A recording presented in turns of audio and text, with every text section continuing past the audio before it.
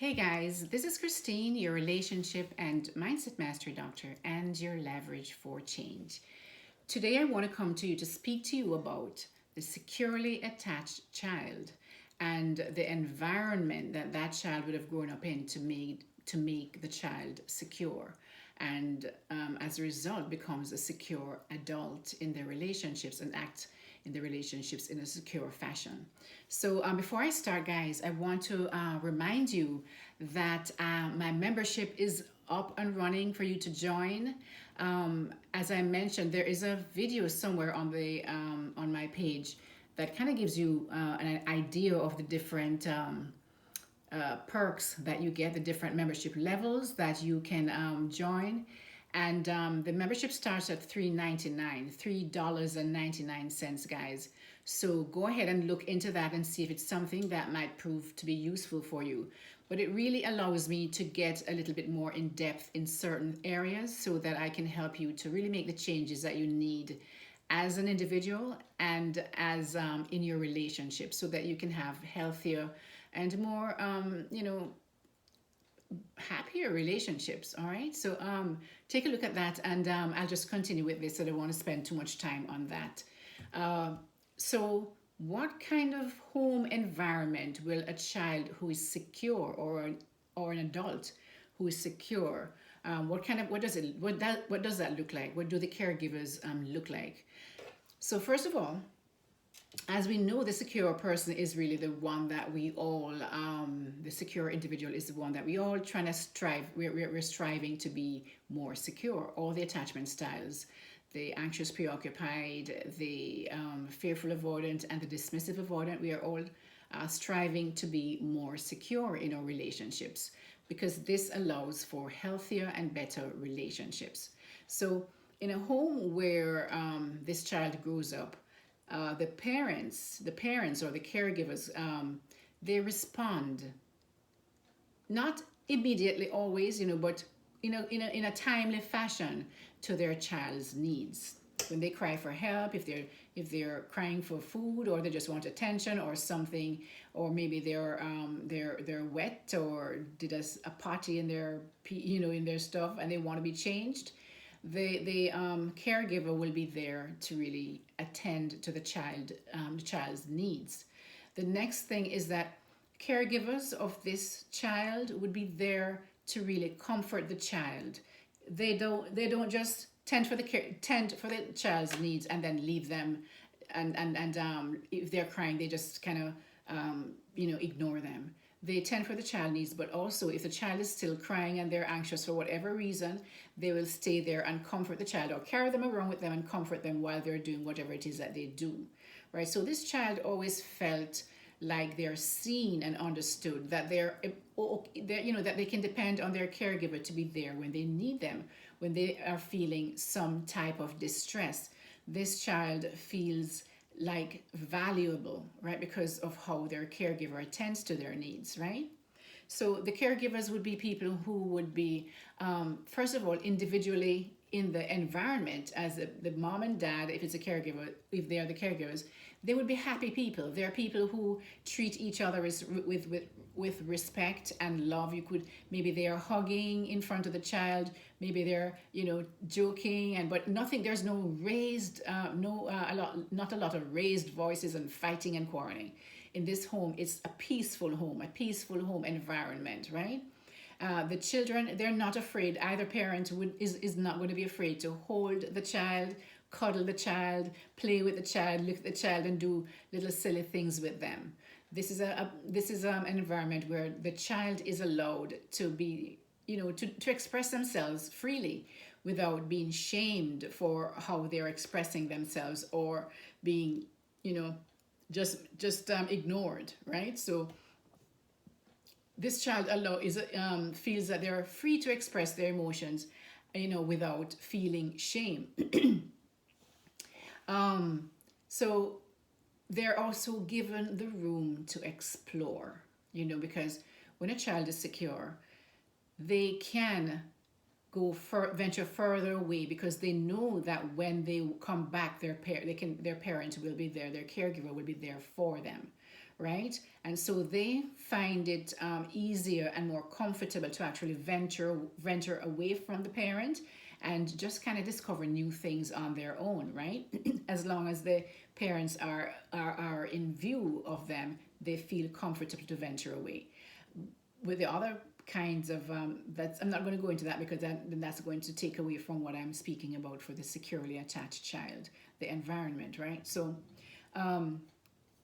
they, as I said before, this child is able to express their even when they grow older, maybe one and they start talking, or two, they're able to express themselves without fear of punishment, or ridicule, or telling them they shouldn't cry, or they're allowed to express their emotions easily, and the parents or the caregivers will sit with them and talk to them and ask them why they're feeling this way. They'll actually be able to sit and have conversations around emotional expressions. So this child grows up feeling seen, heard, and understood, right? You might think that this child just kind of gets to do whatever it is they want, but no, a child who's secure will be given boundaries. There will be boundaries set up by their caregivers, that they know what is acceptable and what kind of behavior is acceptable and what is not, right? So they're given their boundaries, and so when they go beyond those boundaries, the parent or caregiver will tell the child in some way, that no, this is not what I want you to do. They will do that, right, until the child understands, but not hit them and shame them and ridicule them or whatever it might be that in other attachment styles. That is what is expressed when the child does something that the caregivers believe that they shouldn't do. And the next thing is that they are included in family interactions, guys. A lot of times in the era that I grew up, and I believe a lot of people in the era that I grew up really turned out to be dismissive and fearful, avoidant individuals, and anxious, preoccupied as well. A lot of that was developed in my era because in my age group, a lot of people, when they were babies, parents had like 10 children, right? 10, 15, some of those, like, I only had 4, thank God. But the fact is that there's no way that parents can really take care of that. So some kids, the older kids were parentified. They were required to look after the younger ones. They were ridiculed. Boys were ridiculed, and said that you can't show weakness, because emotions for them was weakness in those days. They never got hugs. I don't remember myself getting a hug when I was a child. I really don't remember anything like that, and my siblings attest to that as well. So a lot of in my age group, a lot of those things were formed, I believe, in those areas, and it's perpetuated, because remember I said that if those individuals never learned, like for example, if I didn't learn that no, this is not what I want to do with my children, and when I would want to change my whole way of being with my children, then I would have perpetuated that same kind of a treatment to my children when when they were kids, right? But and then my children would do the same with their children, right? So it is so important, guys, for you to know that whatever that you find that is wrong with the way that you interact in relationships, that you should really really pay attention to it and realize that it is at this time, now you're an adult, you have the choice and the autonomy to change, to make the changes. Though your parents may not have known any better, and you just have to just forgive them and move forward. It is up to you to make the changes. You cannot change the past, and you cannot dictate the future, but you can choose how the future will look by the things that you do today, the changes that you make today. All right, so that is where you have that power. So parents, it's important when you have your children to really follow these kind of examples of what a child is in a secure home, what the environment in a secure home should look like, right? In my era, children were seen, they have a saying that children should be seen and not heard. So it's like we were these little invisible beings that didn't really matter, So now I see my daughter with her child, and he is like they involve him in everything, and that is how it should be. That is how it should be. Children are little people, and they're going to grow up to be big people. So you have to train them and teach them and show them from they were babies how it is like to feel loved and understood, seen, all right, heard and understood. So because of that, these children learn to trust others. They're not afraid of relationships. They're able to express themselves emotionally. They're comfortable doing that. They can dive deep into intense emotions because they're comfortable doing that, right? So this is what the environment of the secure individual will look like, guys. And I hope that caregivers or parents, you guys who may be parents or looking forward to become parents, will realize that it does matter how you manage that child, the environment of that child when that child is from a baby right up. Because remember, as I mentioned, up from birth, do you know that children can feel that stress and tension in a mother's body when they're still in the womb?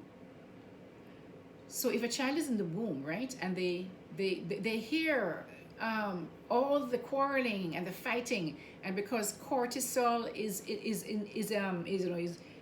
thing there in your body after stress, is released after a lot of stress, and if the mother is in a state of stress, what happens is that baby feels it too, right? So you have to understand that even from before birth, the child is making sense of what his or her world is going to be like. And then it continues, and because the brain, as I said, is the frontal lobe, which makes sense of what's happening, is not online until much later, like 3 or something like that, right?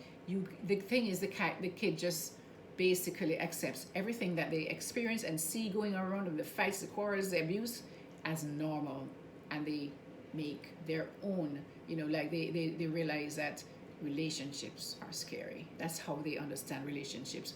If we do not create a home environment that is more secure to bring up a secure child.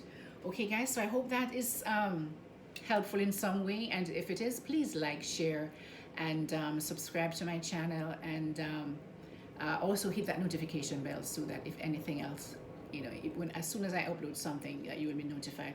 Also, guys, I want to remind you that even though I now have a membership thing that you can join, you will still have videos that is going to be free to everyone, right? There will just be specific videos that will be more in depth for what I will create for the members, because they are going to be working on themselves, okay?